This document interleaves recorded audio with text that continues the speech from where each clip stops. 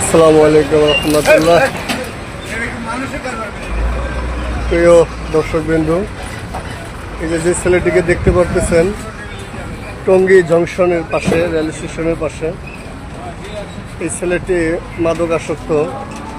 মাদক খেতে খেতে দেখুন তার কি অবস্থা। কিছুদিন আগে ইউটিউবে দেখেছিলাম আমেরিকাতে, মেক্সিকোতে, ইন্ডিয়াতে মাদক খেয়ে এরকম হ্যাং হয়ে যায়। হ্যাঁ, হাঁটতে পারে না, চলতে পারে না, আবার মাটিতে পড়েও যায় না। দেখুন কি অবস্থা। এমন এক মাদক বের হয়েছে যে এই মাদক খেয়ে হাঁটতেও পারতেছে না, চলতেও পারতেছে না, ঘুমের নেশায় পড়ে যাইতেছে। হ্যাঁ, একদম হ্যাং হয়ে গেতেছে। আমি হাজারো মা বোনদের, বাপ ভাইদের বলতেছি, আপনার ছেলে, আপনার ভাই, আপনার সন্তানের প্রতি খেয়াল রাখুন। আমাদের সন্তানের, আমাদের ভাইয়েরা কোথায় যাচ্ছে, কি করতেছে। হ্যাঁ, ইয়াবা ফেন্সিডিলের চাইতে, হিরোইনের চাইতে ভয়ঙ্কর এক নেশা।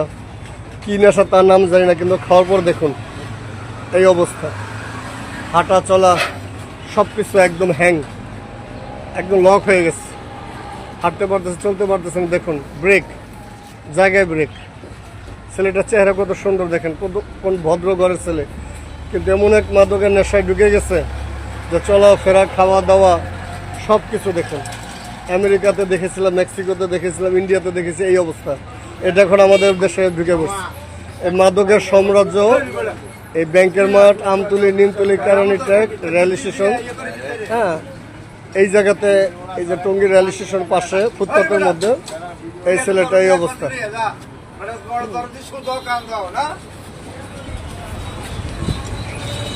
দেখুন হাঁটতে পারতেছে, অনেকক্ষণ ধরে এই ছেলেটি এই অবস্থার মধ্যে আছে। চলাফেরা সব বন্ধ হয়ে গেছে।